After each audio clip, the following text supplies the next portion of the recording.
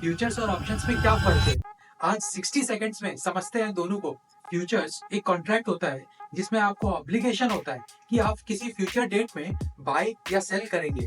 Futures में trade हमेशा contract size के हिसाब से होता है। एक एग्जांपल से समझते हैं। अगर निफ्टी 24,000 पे ट्रेड कर रहा है और उसकी कॉन्ट्रैक्ट साइज 75 यूनिट्स की है, तो एक कॉन्ट्रैक्ट का मतलब हो गया 24,000 इंटू 75, यानी कॉन्ट्रैक्ट वैल्यू है 18 लाख। फ्यूचर्स में profit and loss direct price movement पे डिपेंड करता है। जैसे हमारे एग्जांपल में निफ्टी अगर 100 पॉइंट ऊपर जाती है और आपने फ्यूचर्स कॉन्ट्रैक्ट बाय कर रखा है, तो आपको 7,500 का प्रॉफिट होगा। इन शॉर्ट, फ्यूचर्स में आपको बाय एंड सेल करना होता है फिक्स्ड लॉट साइजेस में ही, और प्रॉफिट एंड लॉस दोनों अनलिमिटेड होते हैं। अब आते हैं ऑप्शंस में। जब आप ऑप्शन बाय करते हो तो आपको राइट मिलती है, लेकिन ऑब्लिगेशन नहीं होगी।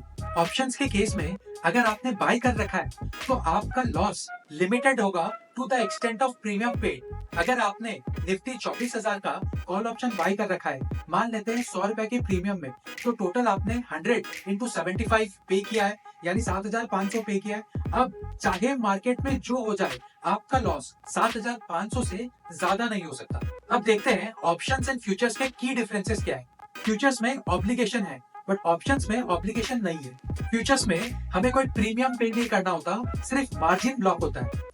बट ऑप्शंस के केस में हमें प्रीमियम पे करना होता है। फ्यूचर्स के केस में रिस्क अनलिमिटेड होता है, बट ऑप्शंस के केस में रिस्क हमेशा लिमिटेड होता है। आगे चल के हम ऑप्शंस को और डिटेल में एक्सप्लोर करेंगे। अगर आपको फ्यूचर्स एंड ऑप्शंस के बीच बेसिक डिफरेंस समझ आया तो कमेंट करो स्मार्ट ट्रेडर, और कंपाउंडिंग बुक्स को जरूर फॉलो करो ताकि आने वाली सीरीज में आप ऑप्शंस में प्रो बन सको।